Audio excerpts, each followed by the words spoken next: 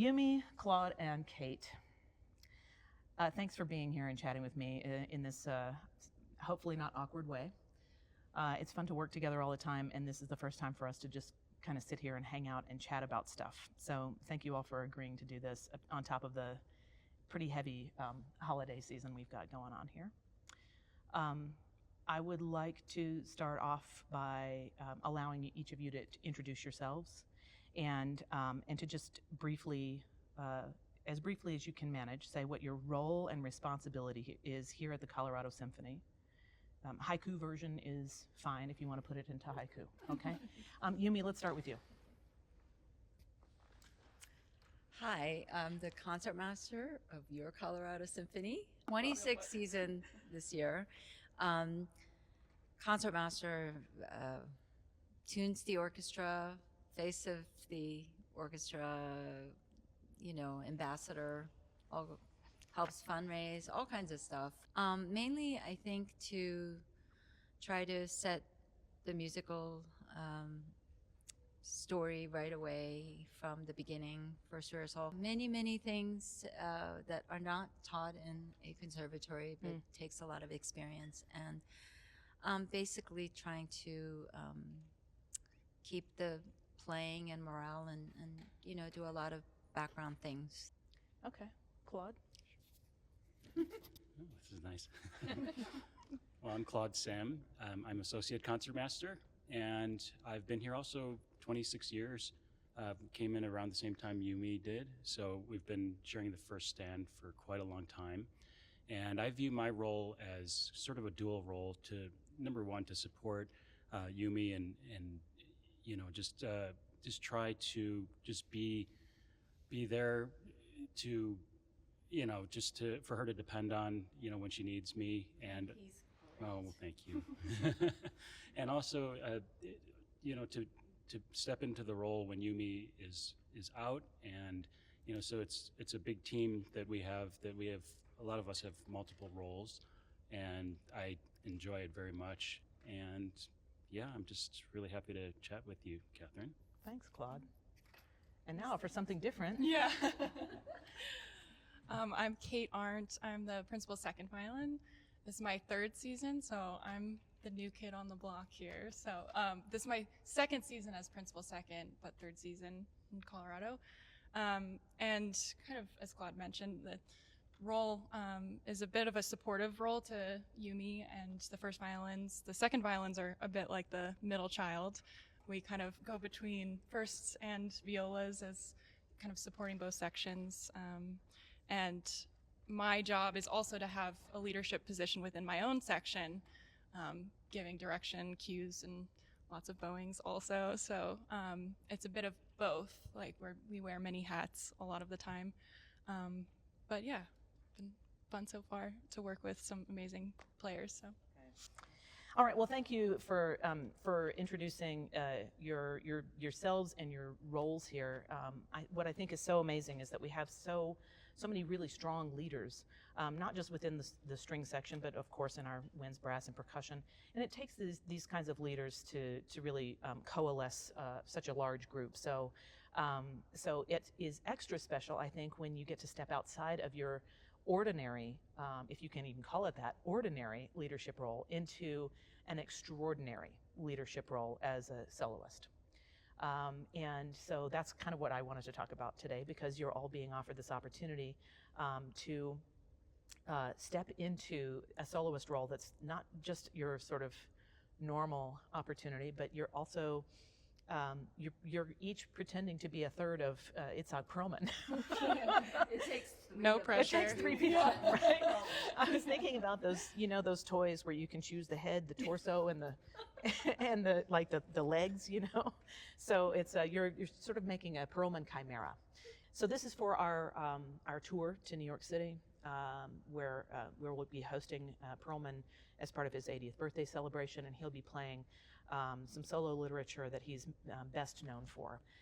But on our kickoff concert prior to leaving, each of you is going to be playing some of what Perlman is going to be playing all of in New York City. So let's start by asking you to speak, each of you to speak about the pieces or the piece or pieces that you're going to be playing. And Yumi, we'll start with you. So I will be playing Dvorak's Romance. It's a gorgeous piece, about 13 minutes long, I would say. And I was doing a deep dive of Perlman's recordings of that piece, and you can also search on YouTube. About 3 recordings come up, and they're wildly different. The youngest one is really interesting because he has a certain youth about it.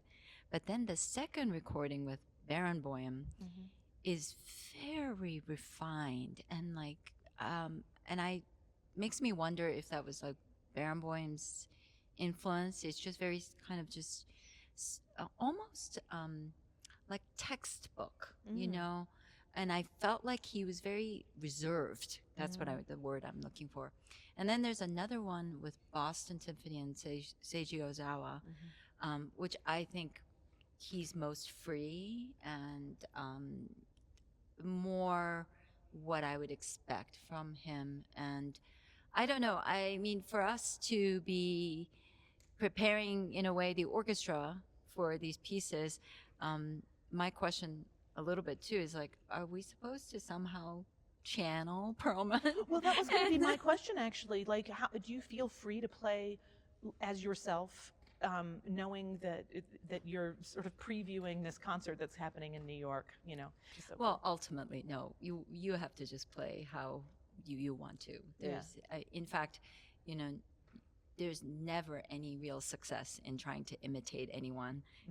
It fails. Right. And also, I think everything you do has to be authentic. So you need to just play it the way you want to. I mean, I'm sure Peter Ongen, our music director, will, you know, give us some guidance. But I'm just looking forward to playing this beautiful piece. I played it with the orchestra many, many years ago. And it's just such a treat. Yours is the longest of any of the pieces, right? At 12 or 13 minutes. And then Kate, you have a few Kreisler pieces. Do you want to talk about those? Sure. Go. Yeah, so I'll be playing 3 selections by Kreisler: the Schön, Rosmarin, Liebesfreud, and the Tambourin Chinois. It's really special for me to be able to step into this role, especially since I worked with Mr. Perlman for a couple summers at his program. So I have that sound just already in my head whenever I am playing pieces like this, especially Kreisler. I feel like it's so just, it suits him so well. It's very free and improvisatory kind of in nature, but I still envision that sound in my head, just like that really rich, soulful, That's style. Cool. So that's cool. And you have a double specter hanging over you because you have Perlman's version and having worked with him, and then you also have Kreisler to look back to. Yeah. Do you feel like Brahms with Beethoven looking over your shoulder? A little bit, yeah. Okay. Like no pressure. Yeah, exactly. No, but I love Kreisler's music. It is very freeing to play pieces of his. I mean, it's something that I always enjoy because it feels like it opens up this door to such imagination, you know? So I think it allows any artist to kind of explore and imagine through his music. So I'm excited for that. Wow. Thank you for that answer. All right, Claude. Well, we're down to you. Sorry. So you have this unique ability, Claude, to as a performer, to shift from classical style to jazz to tango. We've talked about a little bit in a previous interview, and so many improvisatory kind of genres. And here you have the sort of leaning toward pop's element of this program. Can you talk a little bit about those pieces? Sure. So I will be playing the Scent of a Woman tango that was written by John Williams, actually originally by Carlos Gardel, the great tango vocalist and legend in our tango community. But he wrote Por una Cabeza, which is just a classic tango, maybe the most famous tango there is out there. That, if you ask anyone on the street what's tango, they might know that particular piece. And it was made very popular by the movie Scent of a Woman with Al Pacino, with his famous dance scene. And such a beautiful, simple, charming tango that John Williams made an arrangement for Mr. Perlman. And, when you hear the recording of it, it's quintessential Perlman. And so I would say that something that makes this concert so special, our preview concert and, of course, our tour to New York City, is that we are collaborating with one of the world's greatest violinists that have ever lived. And I think it gets kind of lost on us, when he's a good friend to the orchestra and to Right, Master we have Ungen. such an easy relationship with him. How Yes. can it be special anymore? Exactly. Yeah. But you take that for granted sometimes. But, anything to do with Perlman is, it's unique, it's individual, it is just purely him. And as what Kate was saying with, just channeling and just hearing that sound, I think a lot of us grew up with that, in our DNA somehow. So, and a little bit of an aside, back in the day, Mr. Perlman, to walk out, would have one of us hold his violins, and I had the lucky chance to do so one time, and he said, "Just play on it. It's just fine. It's just a violin, And of course, I was scared, but I remember actually playing some tango music on there in front of him at the time, and just there's a few notes on that amazing violin that are quintessentially Perlman too. Wow. So it's really, of course, any violin he'll pick up will sound like him. Sure. But that was a really special moment to hear that sound I heard in my childhood on those Yeah. records. Wow. So, and the other piece, sorry, Catherine, Yes. the other piece I'll be doing is the Schindler's List Yes. theme, and another great work of art that that he put his personal stamp on, of course, and I think it just speaks for itself. No words necessary, really, but our job, I think, is to bring ourselves to it, and we can't help but do that. Yeah. And in doing so, when we play some of this repertoire, it's going to just honor him in a way. So, For sure. Yeah. For sure. What a great selection of pieces. It's not like this is the first time I'm hearing about them, but sitting and hearing you each speak about these pieces makes them come alive for me in a different kind of way. Even though we've all played them a million times in various ways. So I'm hopeful that anybody who's listening or watching right now is getting extra excited. Yumi. Yes, Catherine. Have you played any concerts at Carnegie Hall in your life ever? Yes, I have several occasions, but not as concertmaster. Ooh. Claude, have you played any concerts? I have not. Kate? I have, yes. Not in a full orchestra setting, though. Oh. So, yeah. As a fancy soloist? Well, last year I played with the Orpheus Chamber Orchestra, Okay, and Maxime Vengerhoff was there. So that's fun. a lot of chamber orchestra or small ensemble playing in while, Okay. but never full orchestra. So I'm excited to see the full capacity. Okay, cool. What are you most looking forward to about our tour? Well, selfishly, after living in New York for 2 years, I can't wait to be back in my old neighborhood and see all of my favorite restaurants. Hopefully they're still there, and friends. And I mean, there's so much to love about New York, and the energy there. So I think it'll be a nice place for the orchestra to kind of feed off of that energy as well. And I know we're all looking forward to playing for such a great audience there. So yeah, I'm just looking forward to being back in New York. Awesome. Claude, what about you? Sure. Well, I think on behalf of the orchestra, to just get out of our home in Betcher Concert Hall is monumental.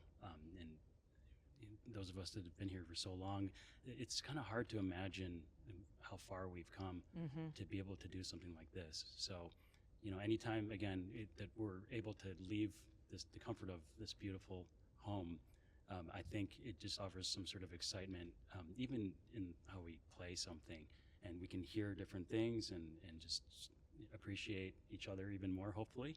Yeah, I mean, it is one of the finest, acoustically finest concert halls in the world, and we play mostly here, or in a few other indoor venues, and then a lot of outdoor venues. Right, Red Rocks, is our home, but for us to play this instrument, Boettcher Concert Hall, all the time, it's nice for us to play a different instrument, and I agree with you. I think it's going to be a real eye-opening experience for us to hear our band in a very different way. I don't know, Yumi, you said you've played full orchestra concerts there before. I don't know about you. I have experienced a full orchestra sound in Carnegie, and it still sounds to me very intimate.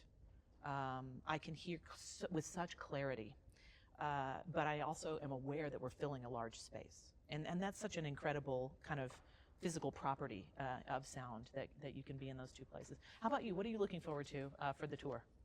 Well, as Claude said, I mean, for those of us who've been here through this whole journey, I'm just so proud of our orchestra that we're finally getting to play at Carnegie.